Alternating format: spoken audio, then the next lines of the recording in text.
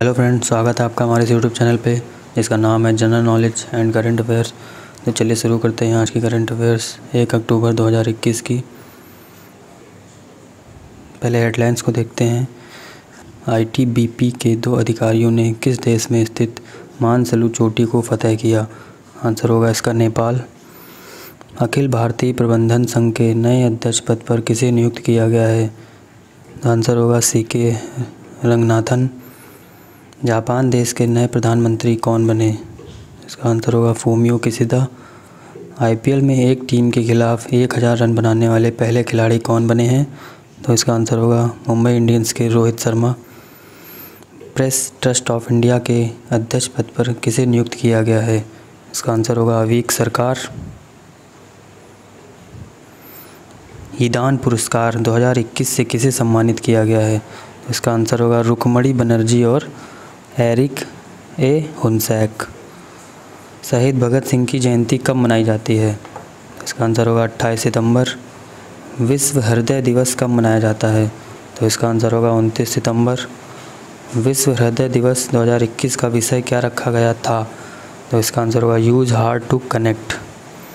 राष्ट्रीय आपदा प्रबंधन प्राधिकरण का 17वां स्थापना दिवस कब मनाया गया? तो इसका आंसर होगा 28 सितंबर। आरबीआई ने वेज एंड मीन्स एडवांस की सीमा कितनी तय की है? तो इसका आंसर होगा 50,000 करोड़ रुपए। किस राज्य में घर की बनी चावल की शराब जुडीमा को जीआई टैग दिया गया है? इसका आंसर होगा असम राज्य में। अंतर्राष्ट्रीय परमाणु ऊर्जा एजेंसी के बाहरी लेखा परीक्षक कौन बने? इसका आंसर होगा जीसी मुर्मू। किस देश के फुटबॉलर रोजर हंट का 83 वर्ष की आयु में निधन हो गया? इसका आंसर इंग्लैंड देश के। किस राज्य में कांग्रेस पार्टी के अध्यक्ष नवजोत सिंह सिद्धू ने अपने पद से इस्तीफा दे दिया है? तो इसका आंसर होगा पंजाब राज्य के थे नवजोत सिंह सिद्धू। किस स्पेस एजेंसी ने पृथ्वी की सतह की निगरानी के लिए लैंडसैट 9 उपग्रह लॉन्च किया? तो इसका आंसर होगा नासा स्पेस एजेंसी ने। CSIR का 80वां स्थापना दिवस कब मनाया गया? तो इसका आंसर होगा 26 सितंबर को। S&P न्यू वर्ष 2021 के लिए भारत का GDP कितने प्रतिशत रहने का अनुमान लगाया गया है? तो इसका आंसर होगा 9.5%। सूचना एवं सार्वभौमिक पहुंच के लिए अंतर्राष्ट्रीय दिवस कब मनाया जाता है? इसका आंसर होगा 28 सितंबर। अंतर्राष्ट्रीय खाद्यान्न हानि और अपशिष्ट जागरूकता दिवस कब मनाया गया? तो इसका आंसर होगा 29 सितंबर। चलिए क्वेश्चन पे देखते हैं। सितंबर 2021 में प्रधानमंत्री नरेंद्र मोदी ने किस शहर में central institute of petrochemicals engineering and technology CIPET का उद्घाटन किया?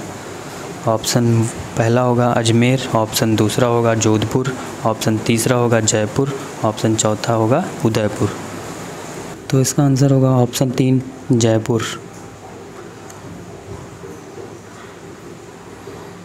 प्रधानमंत्री नरेंद्र मोदी ने 30 सितंबर 2021 को central institute of petrochemicals engineering and technology CIPET Jaipur का उद्घाटन किया।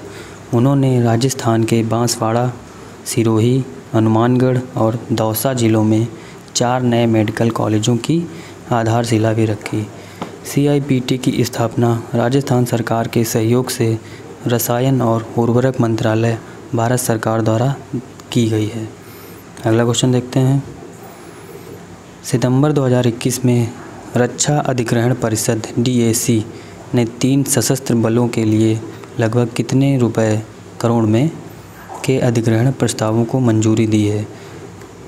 ऑप्शन पहला है 11,895, ऑप्शन दूसरा है 12,671, ऑप्शन तीसरा है 13,165, ऑप्शन चौथा है 14,820। तो इसका आंसर होगा ऑप्शन तीसरा 13,165 करोड़ रुपए की मंजूरी दी गई है। रक्षा अधिग्रहण परिषद DAC ने लगभग 13,165 करोड़ रुपए के 3 सशस्त्र बलों के अधिग्रहण प्रस्तावों को मंजूरी दे दी है। भारतीय सेना, नौसेना और वायुसेना के कुल अधिग्रहण प्रस्तावों में से 87% का उत्पादन भारत में किया जाएगा। रक्षा मंत्रालय द्वारा अनुमोदित सैन्य हार्डवेयर की खरीद में 25 उन्नत हल्के हेलीकॉप्टर और रॉकेट एम्यूनिशन शामिल हैं। अगला क्वेश्चन देखते हैं, अंतर्राष्ट्रीय अनुवाद दिवस कब मनाया जाता है? ऑप्शन पहला है 27 सितंबर, ऑप्शन दूसरा है 28 सितंबर, ऑप्शन तीसरा है 29 सितंबर, ऑप्शन चौथा है 30 सितंबर। तो दोस्तों आपका आंसर होगा ऑप्शन चौथा, 30 सितंबर को अंतर्राष्ट्रीय अनुवाद दिवस मनाया जाता है। प्रतिवर्ष 30 सितंबर को अंतर्राष्ट्रीय अनुवाद दिवस मनाया जाता है। यह अनुवाद के पेशे के बारे में जागरूकता बढ़ाता है और हमारे समाज के विकास में महत्वपूर्ण भूमिका निभाने वाली भाषाओं के बारे में जागरूकता लाता है। 2021 की थीम है यूनाइटेड इन ट्रांसलेशन। यह बाइबिल अनुवादक सेंट जेरोम के पर्व के उत्सव का प्रतीक है, जिन्हें अनुवादकों का संरक्षक माना जाता है। अगला क्वेश्चन देखते हैं, सितंबर 2021 में आरबीआई ने किस बैंक को prompt corrective action framework PCAF से हटा दिया है?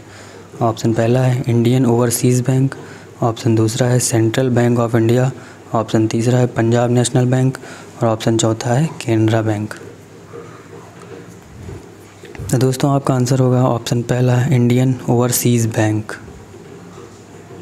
आरबीआई ने इंडियन ओवरसीज़ बैंक IOB को prompt corrective action framework PCAF से हटा दिया है। वित्तीय पर्यवेक्षण बोर्ड द्वारा बैंक के प्रदर्शन की समीक्षा की गई। यह पाया गया कि 31 मार्च 2021 को समाप्त हुए वर्ष के लिए प्रकाशित परिणामों के अनुसार बैंक ने PCA मानकों का उल्लंघन नहीं किया है। इससे पहले आरबीआई ने यूको बैंक को PCA प्रतिबंधों से हटा दिया था। तो देखते हैं PCA क्या है। PCA है प्रॉम्प्ट करेक्टिव एक्शन, एक ढांचा है जिसके तहत कमज़ोर वित्तीय मैट्रिक्स वाले बैंकों को आरबीआई द्वारा निगरानी में रखा जाता है। आरबीआई ने 2002 में उन बैंकों के लिए PCA ढांचा पेश किया था जो खराब परिसंपत्ति गुणवत्ता के कारण कम पूंजी वाले हो जाते हैं या लाभप्रदता के नुकसान के कारण कमज़ोर हो जाते हैं। अगला क्वेश्चन देखते हैं,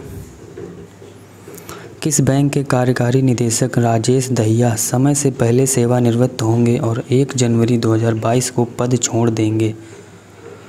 ऑप्शन पहला है ICICI बैंक, ऑप्शन दूसरा है HDFC बैंक, ऑप्शन तीसरा है एक्सिस बैंक, ऑप्शन चौथा है यस बैंक। तो दोस्तों आपका आंसर होगा ऑप्शन तीसरा एक्सिस बैंक। एक्सिस बैंक के कार्यकारी निदेशक राजेश दहिया समय से पहले सेवानिवृत्त होंगे और 1 जनवरी 2022 को पद छोड़ देंगे। टाटा ग्रुप की विभिन्न समूह कंपनियों में 20 वर्षों के सफल कार्यकाल के बाद दहिया जून 2010 में बैंक में शामिल हुए थे। उन्होंने अगस्त 2016 में एग्जीक्यूटिव डायरेक्टर कॉरपोरेट सेंटर के रूप में कार्यभार ग्रहण किया था। अगला क्वेश्चन देखते हैं, सितंबर 2021 में निम्नलिखित में से किस योजना को 31 मार्च 2022 तक बढ़ाया गया है? ऑप्शन पहला है प्रधानमंत्री जनधन योजना, ऑप्शन दूसरा है प्रधानमंत्री सुरक्षा बीमा योजना, ऑप्शन तीसरा है अटल पेंशन योजना, ऑप्शन चौथा है आपातकालीन क्रेडिट लाइन गारंटी योजना। तो दोस्तों आपका आंसर होगा ऑप्शन 4 आपातकालीन क्रेडिट लाइन गारंटी योजना। भारत सरकार ने आपातकालीन क्रेडिट लाइन गारंटी योजना ECLGS की समय सीमा को 31 मार्च 2022 तक बढ़ाने का निर्णय लिया है। योजना के तहत संवितरण की अंतिम तिथि भी 30 जून 2022 तक बढ़ा दी गई है। 24 सितंबर 2021 तक जारी की गई कुल गारंटी का लगभग 95% सूक्ष्म लघु और मध्यम उद्यमों को स्वीकृत ऋणों के लिए है। अगला क्वेश्चन देखते हैं, निम्नलिखित में से किस देश ने 2028 में चंद्रमा पर क्रू जांच भेजने में सक्षम रॉकेट लॉन्च करने का निर्णय लिया है? ऑप्शन पहला होगा रूस, ऑप्शन दूसरा होगा अमेरिका, ऑप्शन तीसरा होगा भारत, ऑप्शन चौथा होगा चीन। तो दोस्तों आपका आंसर होगा ऑप्शन चौथा चीन। चीन ने 2028 में भारी भरकम रॉकेट लॉन्च करने का लक्ष्य रखा है, जो चंद्रमा पर एक चालक दल के अंतरिक्ष यान को भेजने के लिए पर्याप्त शक्तिशाली है। चीन एरोस्पेस विज्ञान और प्रौद्योगिकी ने यह जानकारी दी है। अगली पीढ़ी का वाहन 15 से 50 टन के अंतरिक्ष यान को चंद्रमा के प्रवक्र पर रखने में सक्षम होगा। अगला क्वेश्चन देखते हैं। वित्त मंत्रालय के अनुसार भारत का विदेशी ऋण वर्ष दर वर्ष 2.1% बढ़कर मार्च अंत 2021 तक कितना हो गया है। वित्त मंत्रालय के अनुसार भारत का विदेशी ऋण वर्ष दर वर्ष 2.1% बढ़कर मार्च अंत 2021 तक कितना हो गया है। ऑप्शन पहला है $400 बिलियन, ऑप्शन दूसरा है $570 बिलियन, ऑप्शन तीसरा है $600 बिलियन, ऑप्शन चौथा है $670 बिलियन। तो दोस्तों आपका आंसर होगा ऑप्शन दूसरा $570 बिलियन। वित्त मंत्रालय के अनुसार मार्च अंत 2021 तक भारत का विदेशी ऋण सालाना आधार पर 2.1% बढ़कर $570 बिलियन हो गया है। 107.2 बिलियन अमेरिकी डॉलर का सरकारी ऋण 6.2% बढ़कर 2021 में अपने स्तर से अधिक हो गया है। मार्च अंत 2021 तक गैर संप्रभु ऋण 462.8 बिलियन अमेरिकी डॉलर तक पहुंच गया है। विदेशी ऋण का भुगतान उसी मुद्रा में करना होता है जिसमें उधार लिया जाता है। अगला क्वेश्चन देखते हैं। सितंबर 2021 में निम्नलिखित में से किस बैंक ने राजस्थान में ग्रामीण विकास बैंक के लिए नाबार्ड के साथ एक समझौता किया है। ऑप्शन पहला होगा Ujjivan small finance bank, option दूसरा होगा इक्विटॉस स्मॉल फाइनेंस बैंक, ऑप्शन तीसरा होगा AU small finance bank, option चौथा होगा उत्कर्ष स्मॉल फाइनेंस बैंक। तो दोस्तों आपका आंसर होगा ऑप्शन तीसरा AU small finance bank. AU small finance bank SEB ने 29 सितंबर 2021 को राजस्थान में ग्रामीण विकास पहल के लिए राष्ट्रीय कृषि और ग्रामीण विकास बैंक नाबार्ड के साथ एक समझौता ज्ञापन पर हस्ताक्षर किए हैं। यह सहयोग संस्थागत उधार और चल रहे विकास पहलों के अभिसरण के माध्यम से ग्रामीण समृद्धि को बढ़ाएगा। जयपुर स्थित एयू बैंक ने अप्रैल 2017 में लघु वित्त बैंक संचालन शुरू किया। नाबार्ड कृषि और ग्रामीण विकास के लिए वित्त प्रदान करने वाली शीर्ष बैंकिंग व्यवस्था है। यह 1982 में संसदीय अधिनियम राष्ट्रीय कृषि और राष्ट्रीय ग्रामीण विकास बैंक अधिनियम 1981 के तहत स्थापित एक वैधानिक निकाय है। इसका मुख्यालय देश की आर्थिक राजधानी मुंबई में है। अगला क्वेश्चन देखते हैं। सितंबर 2021 में निम्नलिखित में से किस IIT ने कार्नियल ट्रांसप्लांटेशन के विकल्प के रूप में हाइड्रोजेल विकसित किया है। ऑप्शन पहला होगा IIT दिल्ली, ऑप्शन दूसरा होगा IIT बॉम्बे, ऑप्शन तीसरा होगा IIT कानपुर, ऑप्शन चौथा होगा IIT हैदराबाद। तो दोस्तों इसका आंसर होगा ऑप्शन चौथा IIT हैदराबाद ने विकसित किया है हाइड्रोजेल। IIT हैदराबाद के शोधकर्ताओं ने कार्नियल ट्रांसप्लांटेशन का विकल्प विकसित किया है। डॉक्टर फाल्गुनी पति और उनकी शोध टीम ने एक सरल और नवीन विधि का उपयोग करके मानव और गोजाती स्रोतों से निकाले गए कार्निया से हाइड्रोजेल विकसित किया है। पहली बार टीम ने दिखाया कि इस हाइड्रोजेल को चोट के तुरंत बाद लगाया जा सकता है, जो बिना दाग के कार्निया को फिर से सही करने में मदद करता है। अब तक चोट लगने के बाद कार्नियल स्कारिंग को रोकने के लिए कोई स्ट्रेटजी उपलब्ध नहीं थी।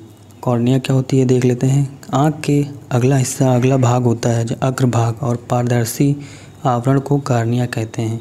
कार्निया के माध्यम से प्रकाश मानव आँख में प्रवेश करता है। कार्नियल ट्रांसप्लांटेशन क्या है? यह एक सर्जिकल प्रक्रिया है जहां क्षतिग्रस्त या रोगग्रस्त कार्निया को दान किए गए कार्नियल टिश्यू से बदल दिया जाता है। तो आपके लिए क्वेश्चन है, निम्नलिखित में से कौन RBI विदेशी मुद्रा भंडार का हिस्सा नहीं है? ऑप्शन पहला है सोना, ऑप्शन दूसरा है विदेशी मुद्रा, ऑप्शन तीसरा है RBI का सिल्वर भंडार, ऑप्शन चौथा है रिजर्व किस्त की स्थिति। तो दोस्तों आपको इस क्वेश्चन का आंसर कमेंट बॉक्स में बताना है। तो दोस्तों आपको वीडियो कैसी लगी कमेंट में बताएं। कोई भी दिक्कत हो, प्रॉब्लम हो इस वीडियो को लेके तो आप कमेंट में बता सकते हैं। Thank you.